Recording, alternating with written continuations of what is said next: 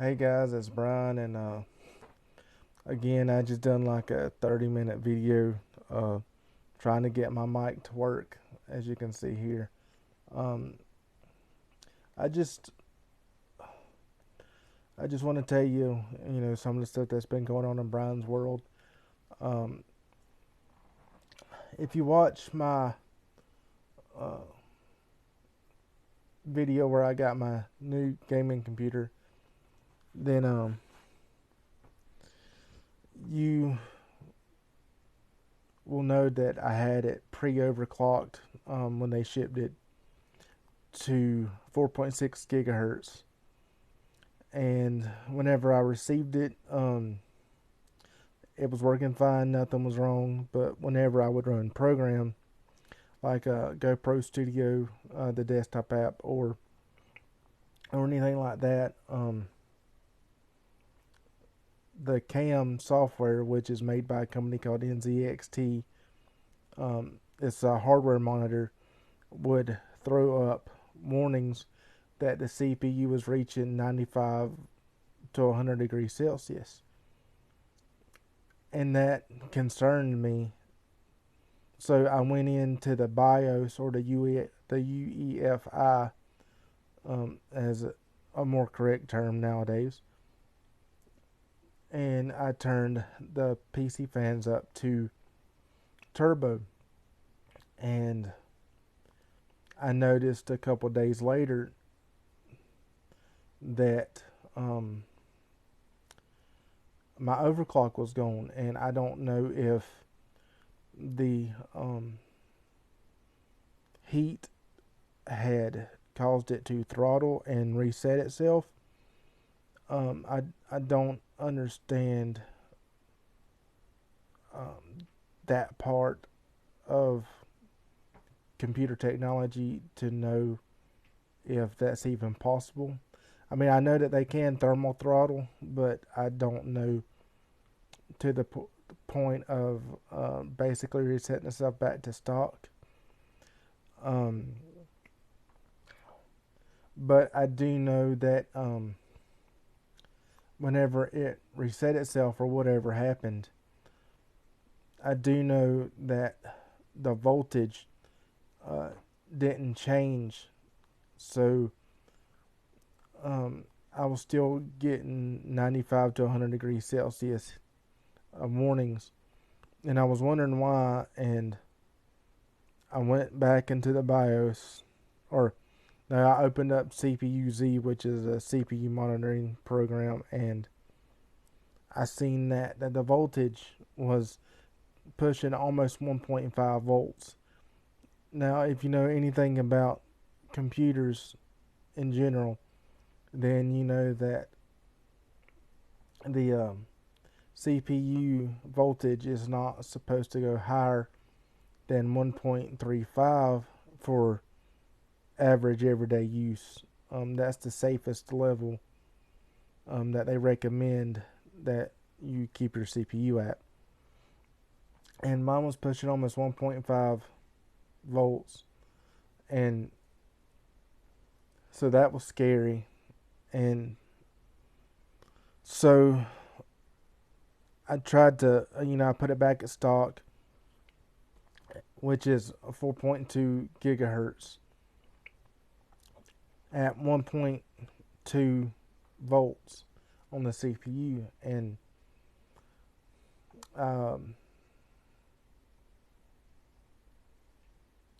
I searched YouTube for a video on how to overclock on my motherboard, which is the Asus Z170 Pro Gaming, and Tech Yes City done an awesome video to show you just how easy it was to overclock.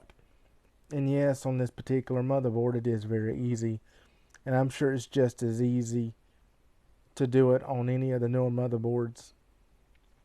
So if you order a pre-built PC from a company, not Newegg, but from a company who builds them, do not waste the $40 to overclock it yourself.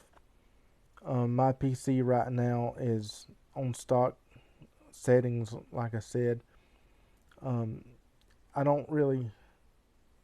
You see, it's cool to say that your PC is overclocked, and yes, it is like free power, but I got to make my PC last. I wasn't expecting this um, to get this computer, and it was basically a gift from God. So I need to make this computer last as long as possible because I paid a lot of money for this computer. So at stock now, playing Batman, which I got off of Steam for $5. I'm playing Arkham Asylum right now because I never finished it when I played it on the PlayStation. It barely gets out of the 40 degrees Celsius mark, well within the safety levels of the CPU. So for me, the stock levels are fine. Yes, I would like to have my 4.6 overclock back, but to risk damaging the CPU, it's not worth it to me. And then went back into my living room after I got all this sorted out to where I have my entertainment PC, my laptop. And I was watching Netflix and it had stopped and restarted itself, and it had it was saying that basically Microsoft had forced the Windows 10 upgrade on me without my permission, which is very, very sneaky of Microsoft to do. So, yeah, I didn't like that too much.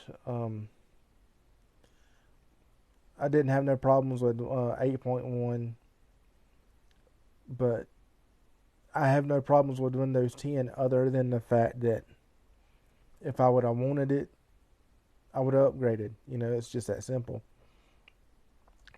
And it's not like I'm worried about them getting my information, because that's what they're doing. They're offering this upgrade for free so they can get to your info to find out, you know, what you do, what you buy, stuff like that. And I'm not one like Barnacules or Jay's 2 Cents or Awesome Sauce Network or Tech Yes City or anybody who uses their computer for business purposes, you know, has to protect their privacy. I don't pay bills online. I don't do nothing like that, so I have nothing to worry about. And as far as that goes, so it still had me upset that they forced the Windows 10 update on me. But y'all don't really care about none of that stuff. I just had to get that off my chest. But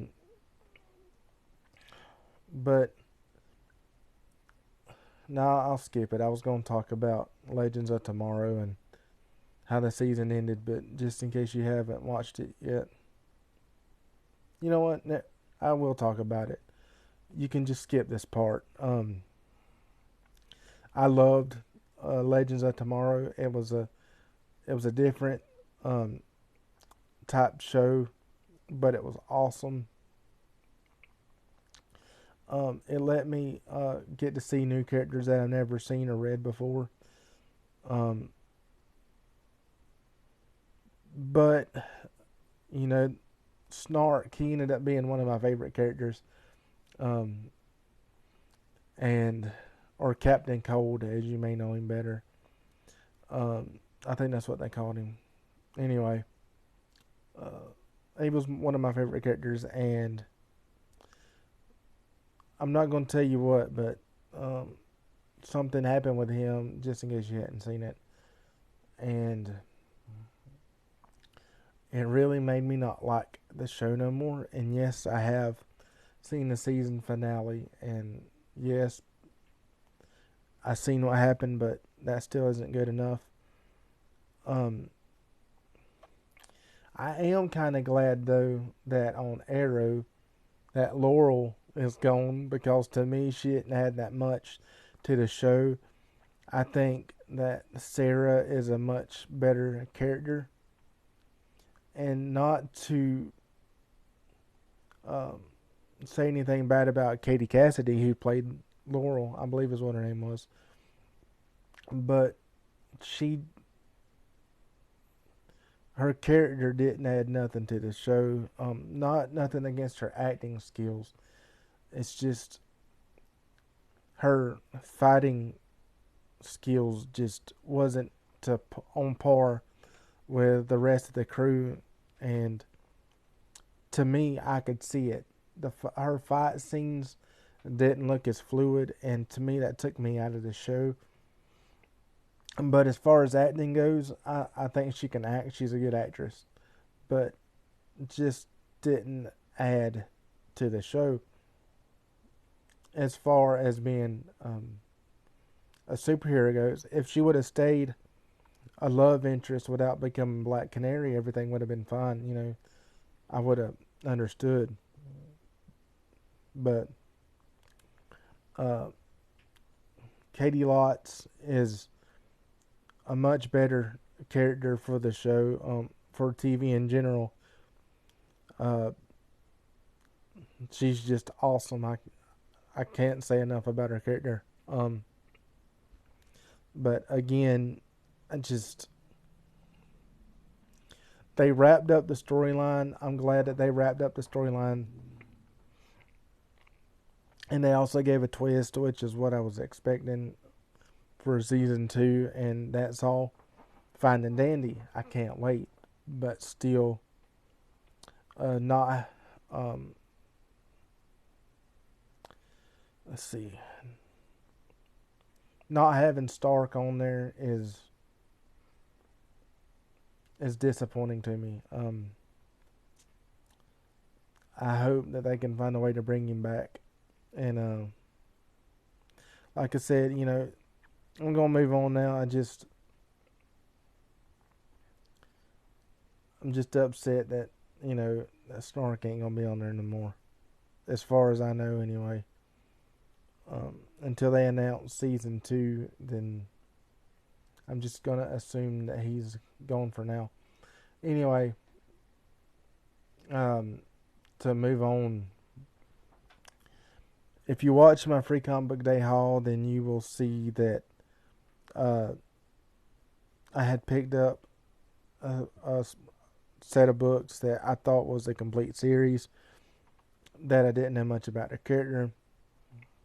But I picked up the 4-issue mini of SuperPatriot. I hope y'all can see that.